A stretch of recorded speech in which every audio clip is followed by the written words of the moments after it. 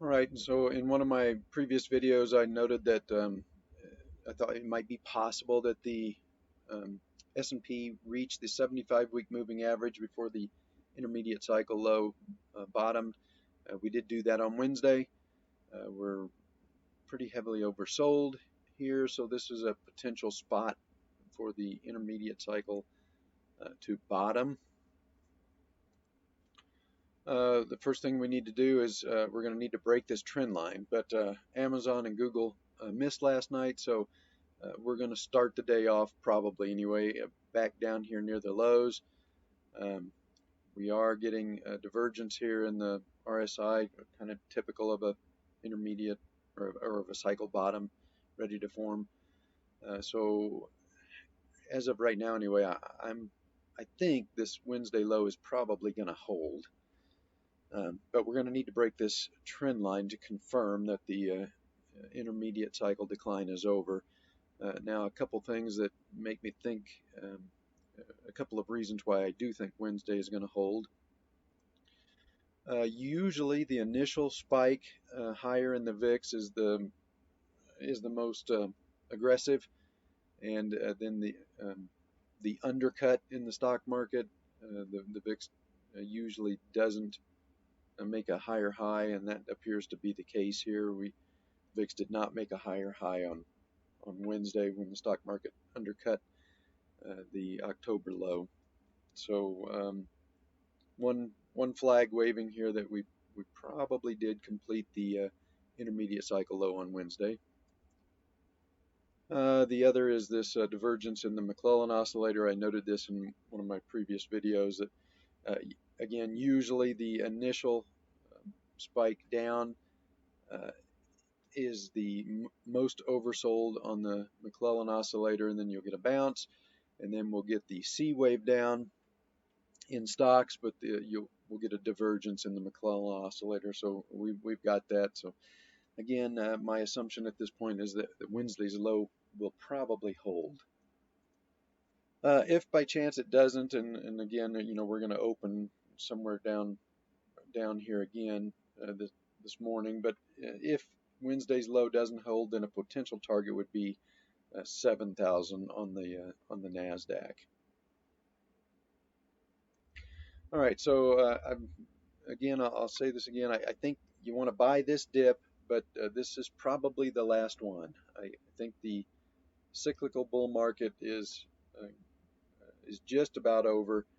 I do think we're probably going to make new highs in tech and maybe the Dow, S&P, probably a coin flip whether or not the S&P can make a new high because it's going to have some drag from several sectors. So this is one of the red flags. I've mentioned this before.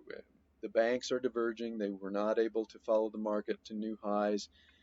Yes, we're due for a rally out of this oversold intermediate cycle low, but I do not think the banks are going to be able to recover and make new highs here. So a warning flag that the cyclical bull market is probably in the last inning.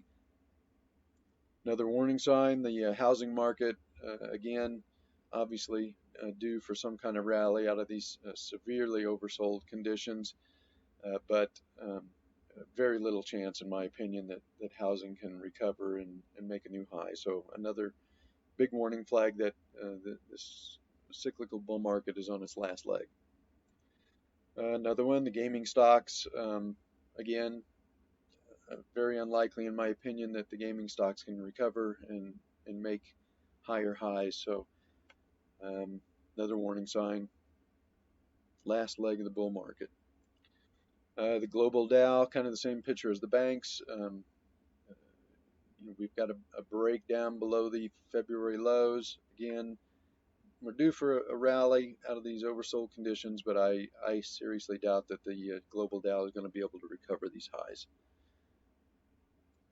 And the leading semiconductor index, um, very oversold here, definitely due for a bounce, but I suspect they're going to remain stuck below that 2000 high, and that might be a potential target for a rally here. I think the 2000 high was about 1362. So I think the semis could possibly rally back up to that zone, maybe this 1400, but I don't think they're going to be able to recover these highs. So I've shown this chart before.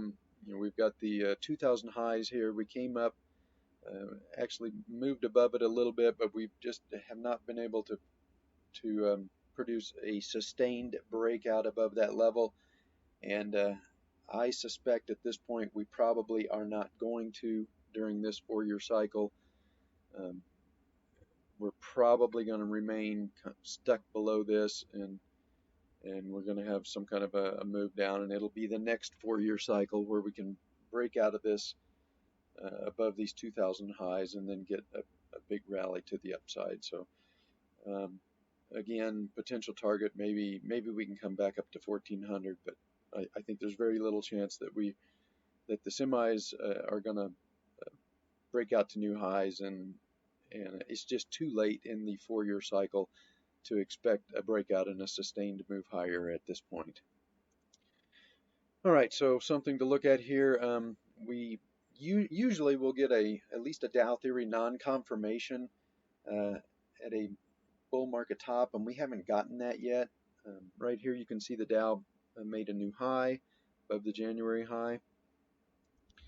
The transports confirmed they also made a higher high above the January high, but I'm going to take a guess and say that probably the Dow and the NASDAQ are going to recover and make new highs, maybe the S&P, but I doubt that the transports will confirm. I think the transports will fail to move above this high during the next rally.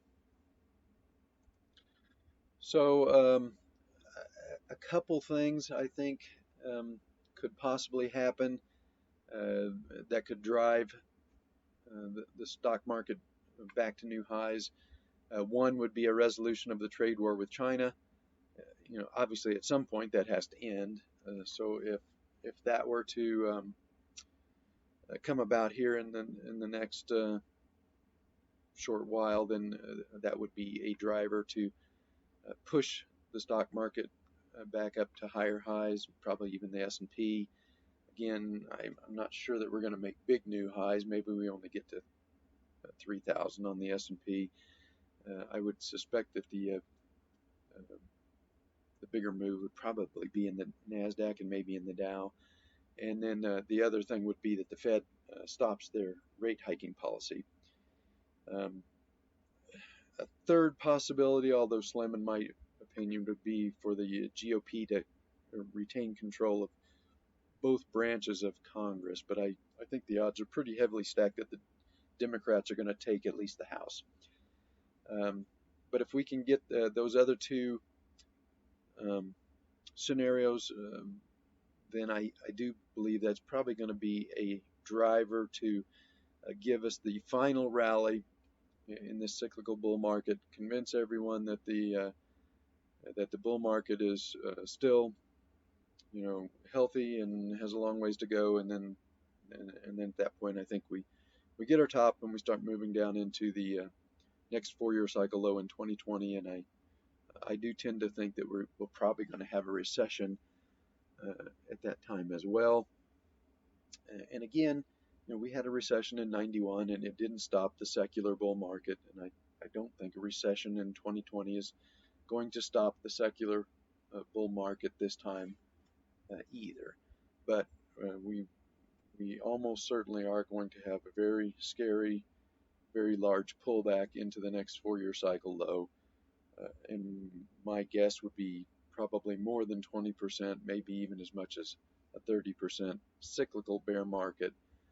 But again, I don't think that would be the end of the secular bull market. I think it would just be a temporary setback, and then once that 4-year cycle low is complete, I think on to new highs, and Dow certainly at 40 or 50,000, NASDAQ well over 10,000 before this secular bull market ends, and I wouldn't expect that to happen until probably 2030.